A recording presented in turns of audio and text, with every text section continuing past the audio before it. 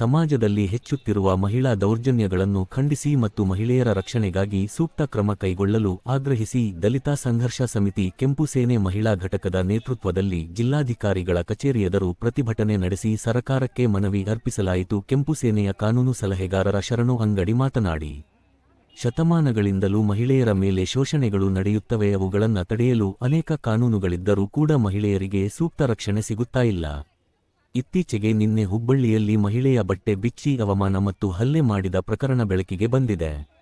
ಅದೇ ರೀತಿ ಹುಬ್ಬಳ್ಳಿ ತಾಲೂಕು ಇನಾನ್ವೀರಾಪುರ ಗ್ರಾಮದಲ್ಲಿ ತುಂಬು ಗರ್ಭಿಣಿ ಮಾನ್ಯ ಪಾಟೀಲ ಉರ್ಫ್ ಮಾನ್ಯ ವಿವೇಕಾನಂದ ದೊಡ್ಡಮನಿ ಇವರನ್ನು ಮರ್ಯಾದೆಯ ಹೆಸರಿನಲ್ಲಿ ಭೀಕರವಾಗಿ ಹತ್ಯೆ ಮಾಡಿ ಇಡೀ ದಲಿತ ಕುಟುಂಬದವರ ಮೇಲೆ ಮಾರಣಾಂತಿಕ ಹಲ್ಲೆ ಮಾಡಿ ಘಟನೆ ಮತ್ತು ಕಾರವಾರ ಜಿಲ್ಲಾ ಯಲ್ಲಾಪುರ ತಾಲೂಕು ಕಾಳಮ್ಮನಗರ ನಿವಾಸಿ ಶ್ರೀಮತಿ ರಂಜಿತಾ ಬನಸೋಡೆ ಉರ್ಫ ಛಲವಾದಿ ಕೊಲೆಯನ್ನು ಮಾಡಿದ ಘಟನೆಯನ್ನು ನಾವು ತೀವ್ರವಾಗಿ ಖಂಡಿಸುತ್ತೇವೆ ಎಂದರು.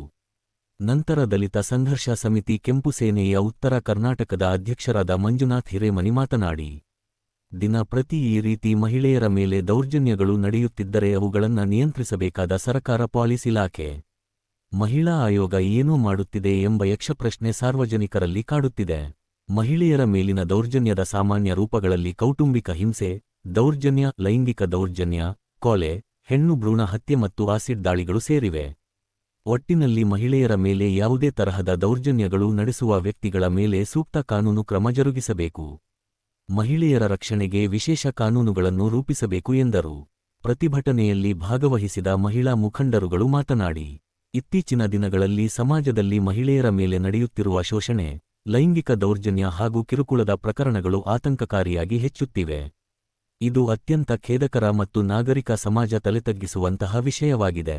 ಈ ಮೂಲಕ ನಾವು ಈ ಕೆಳಗಿನ ಬೇಡಿಕೆಗಳನ್ನು ಸರ್ಕಾರದ ಮುಂದಿಡುತ್ತಿದ್ದೇವೆ. ಕಠಿಣ ಕಾನೂನು ಕ್ರಮ, ದೌರ್ಜನ್ಯ ಎಸಗುವ ಅಪರಾಧಿಗಳಿಗೆ ಕಾನೂನಿನ ಅಡಿಯಲ್ಲಿ ಶೀಘ್ರವಾಗಿ ಮತ್ತು ಅತ್ಯಂತ ಕಠಿಣವಾದ ಶಿಕ್ಷೆಯಾಗಬೇಕು. ಪ್ರಕರಣಗಳು ವಿಳಂಬವಾಗದಂತೆ ಫಾಸ್ಟ್ ಟ್ರ್ಯಾಕ್ ನ್ಯಾಯಾಲಯಗಳ ಮೂಲಕ ವಿಚಾರಣೆ ನಡೆಸಬೇಕು. ಸುರಕ್ಷತಾ ವ್ಯವಸ್ಥೆ, ಸಾರ್ವಜನಿಕ ಸ್ಥಳಗಳಲ್ಲಿ, ಬಸ್ ನಿಲ್ದಾಣಗಳಲ್ಲಿ ಮತ್ತು ಕೆಲಸದ ಸ್ಥಳಗಳಲ್ಲಿ ಮಹಿಳೆಯರ ಸುರಕ್ಷತೆಗಾಗಿ ಹೆಚ್ಚಿನ ಪೊಲೀಸ್ ಗಸ್ತು ಮತ್ತು ಸಿಸಿಟಿವಿ ಕ್ಯಾಮೆರಾಗಳ ಅಳವಡಿಕೆಯಾಗಬೇಕು. ಜಾಗೃತಿ ಕಾರ್ಯಕ್ರಮಗಳು, ಮಹಿಳಾ ಹಕ್ಕುಗಳ ಬಗ್ಗೆ ಮತ್ತು ಲಿಂಗ ಸಮಾನತೆಯ ಬಗ್ಗೆ ಶಾಲಾ ಕಾಲೇಜು ಹಾಗೂ ಗ್ರಾಮ ಮಟ್ಟದಲ್ಲಿ ವ್ಯಾಪಕ ಜಾಗೃತಿ ಮೂಡಿಸಬೇಕು. ಸಹಾಯವಾಣಿ ಬಲವರ್ಧನೆ, ಮಹಿಳೆಯರು ಸಂಕಷ್ಟದಲ್ಲಿದ್ದಾಗ ತಕ್ಷಣ ಸ್ಪಂದಿಸಲು ಇರುವ ಸಹಾಯವಾಣಿಗಳು ಉದಾ 112 1091 ಸರಿಯಾಗಿ ಕಾರ್ಯನಿರ್ವಹಿಸುವಂತೆ ಮತ್ತು ತಕ್ಷಣದ ನೆರವು ಸಿಗುವಂತೆ ನೋಡಿಕೊಳ್ಳಬೇಕು ಎಂದರು. ಸರಕಾರವು ಈ ವಿಷಯವನ್ನು ಗಂಭೀರವಾಗಿ ಪರಿಗಣಿಸಿ ಮಹಿಳೆಯರು ಭಯವಿಲ್ಲದೆ ಬದುಕುವಂತಹ ವಾತಾವರಣವನ್ನು ನಿರ್ಮಿಸಬೇಕೆಂದು ಪ್ರತಿಭಟನಾಕಾರರು ಆಗ್ರಹಿಸಿದರು. ಈ ಪ್ರತಿಭಟನೆಯಲ್ಲಿ ಮಾಜಿ ಪಾಲಿಕೆ ಸದಸ್ಯರಾದ ಕಿರಣ್ ಸಾಮ್ರಾಣಿ ಮತ್ತು ಮಾಜಿ ರೇಷ್ಮೆ ಮಂಡಳಿ ಅಧ್ಯಕ್ಷರಾದ ಸವಿತಾ ಅಮರಶೆಟ್ಟಿ ಅನೇಕ ಮಹಿಳಾ ಕಾರ್ಯಕರ್ತರೊಂದಿಗೆ ಈ ಪ್ರತಿಭಟನೆಯಲ್ಲಿ ಭಾಗವಹಿಸಿದ್ದು ಅವರಲ್ಲಿರುವ ಮಾನವೀಯ ಮೌಲ್ಯ ಹಾಗೂ ಮಹಿಳೆಯರ ಮೇಲಿನ ವಿಶೇಷ ಕಾಳಜಿ ಎದ್ದು ಕಾಣುತ್ತದೆ. ದಲಿತ ಸಂಘರ್ಷ ಸಮಿತಿಯ ಕೆಂಪು ಸೇನೆಯ ಧಾರವಾಡ ಜಿಲ್ಲಾ ಮಹಿಳಾ ಅಧ್ಯಕ್ಷರಾದ ರೇಷ್ಮಾ ಚಿಕ್ಕೋಪ್ಪ, ರುಕ್ಸಾನಾ ಶೇಖ್, ಶೈಲಾ ಯಲ್ಲಾನೂರ್, ನಜಿಮಾ ನದಾಫ್ ಮರವ ಮಾದರ್, ಯಲ್ಲವ್ವ ಕುಸುಗಲ್, ಪಾರವ ಬ್ಯಾಳಿ ಎಣ್ಣವ ಮಾದರ್, ವಿದ್ಯಾ ಮಾದರ್, ಸಂಗಮೇಶ ಬಸಲಗುಂದಿ, ಪ್ರಕಾಶ್ ಪೂಜಾರ್, ಚಿರಂಜೀವಿ ರಾಥೋಡ್, ಬಸ್ಸು ಭಜಂತ್ರಿ, ಮಂಜುನಾಥ್ ಹರ್ಲಾಪುರ್, ದುರ್ಗಪ್ಪ ಕೊರವರ್ ಸೇರಿದಂತೆ ಮೊದಲಾದವರು ಪ್ರತಿಭಟನೆಯಲ್ಲಿ ಭಾಗವಹಿಸಿದ್ದರು. ರಾಜ್ಯ ಸರ್ಕಾರಕ್ಕೆ ಈ ರೀತಿ ಮಹಿಳೆಯರ ಮೇಲೆ ದೌರ್ಜನ್ಯ ಆಗ್ತಿರುವಂಥದ್ದು ಕರ್ನಾಟಕ ದಲಿತ ಸಂಘರ್ಷ ಸಮಿತಿ ಇರ್ಬೋದು, ಹಲವಾರು ಸಂಘ ಸಂಸ್ಥೆಗಳು ಇಡೀ ನಾಗರಿಕ ಸಮಾಜ ತಲೆ ತಗ್ಗಿಸುವಂಥ ಒಂದು ವಿಷಯವನ್ನು ನಾವು ತೀವ್ರವಾಗಿ ಖಂಡಿಸ್ತೀವಿ. ಇದೇ ರೀತಿ ದಿನೇ ದಿನೇ ಆಗ್ತಿರುವಂಥ ಘಟನೆಗಳಿಗೆ ಬರುವಂಥ ದಿನಗಳಲ್ಲಿ ಸೂಕ್ತವಾದ ಕಾನೂನನ್ನು ಪಾರ್ಲಿಮೆಂಟ್ ತರಬೇಕು. ಮಹಿಳೆಯರಿಗೆ ಸೂಕ್ತವಾದ ಒಂದು ರಕ್ಷಣೆಯನ್ನು ಕೊಡಬೇಕಂತ ಹೇಳ್ತಾ ಈ ಮೂಲಕ ಒಂದು ಎಚ್ಚರಿಕೆ ಇದೆ ಅಂತೇಳಿ DSS ಉತ್ತರ ಕರ್ನಾಟಕ ಅಧ್ಯಕ್ಷ.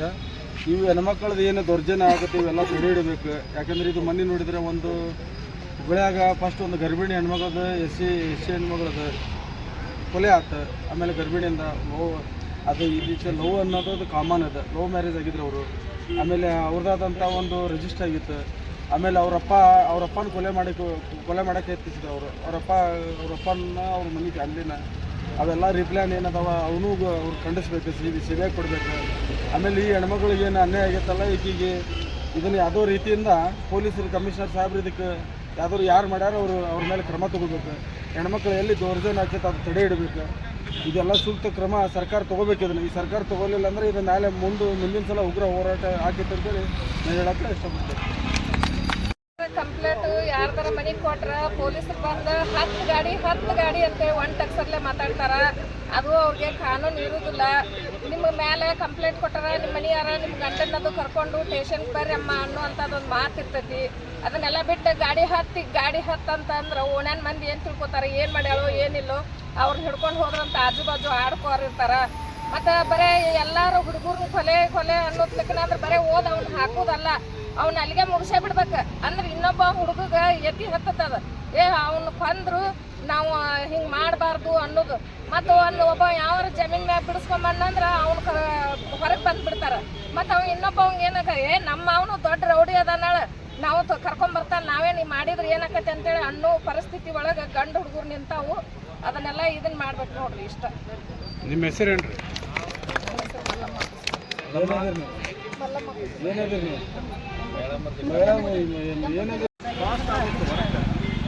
ಅಲ್ಲ, ಮಹಿಳೆಯರು ಇಂಡಿಪೆಂಡೆಂಟ್ ಆಗಿರಬೇಕು, ಸ್ವತಂತ್ರವಾಗಿರಬೇಕು ಅಂತೇಳಿ ದೊಡ್ಡದಾಗಿ ಘೋಷಣೆ ಮಾಡ್ತಾರೆ. ಈಗ ಯಾವ ಹೆಣ್ಮಕ್ಳಿಗೂ ರಕ್ಷಣೆ ಅನ್ನೋದೇ ಇಲ್ಲ. ಒಂದು ಸ್ಟೇಷನ್ಗೆ ಹೋದ್ರೂ ರಕ್ಷಣೆ ಇಲ್ಲ, ಒಂದು ಎಲ್ಲಿ ಹೋದ್ರೂ ರಕ್ಷಣೆ ಇಲ್ಲ. ಭಯದಿಂದನೇ ಬದುಕಬೇಕಾಗಿದೆ ನಾವು. ಇದನ್ನೆಲ್ಲ ನಮಗೆ ನ್ಯಾಯ ಕೊಡಿಸ್ಬೇಕು. ಹೆಣ್ಮಕ್ಳು ಧೈರ್ಯವಾಗಿರಬೇಕು, ಹೆಣ್ಮಕ್ಳು ಇಂಡಿಪೆಂಡೆಂಟ್ ಆಗಿರಬೇಕು ಅಂತ ನಮಗೆ ಹೇಳ್ತಾರಲ್ಲ, ಅದು ಆಶ್ವಾಸನೆ ಕೊಟ್ಟು ನಮಗೆ ರಕ್ಷಣೆ ಕೊಡಬೇಕು. ಯಾವ ಹೆಣ್ಮಕ್ಳಿಗೂ ರಕ್ಷಣೆ ಇಲ್ಲ ಈಗಿನ ಕಾಲದಲ್ಲಿ. ನಮಗೆ ರಕ್ಷಣೆ ಬೇಕು, ಪ್ರತಿಯೊಂದು ಸ್ಥಳದಾಗಿ ನಮಗೆ ರಕ್ಷಣೆ ಬೇಕು. ಇದನ್ನೆಲ್ಲ ನಾವು ಸರ್ಕಾರಕ್ಕೆ ಧಿಕ್ಕಾರ ಹಾಕ್ತೀವಿ. ಇದ್ರ ಬಗ್ಗೆ ನಾವು ಕಾಂಗ್ರೆಸ್ ಸರ್ಕಾರಕ್ಕೆ ಧಿಕ್ಕಾರ. ಇಷ್ಟು ನಾನು ಹೇಳಬಲ್ಲೆ. ನಮ್ಮ ಹೆಣ್ಮಕ್ಳಿಗೆ ರಕ್ಷಣೆ ಬೇಕು, ಅದಕ್ಕಾಗಿ ನಾವು ಹೋರಾಟನ ಮಾಡೋಕ್ಕೂ ಸೈ. ಅಷ್ಟೇ ನಾನು ಹೇಳೋದು. ನನ್ನ ಮಾತು ಮುಗಿಸ್ತೇನೆ.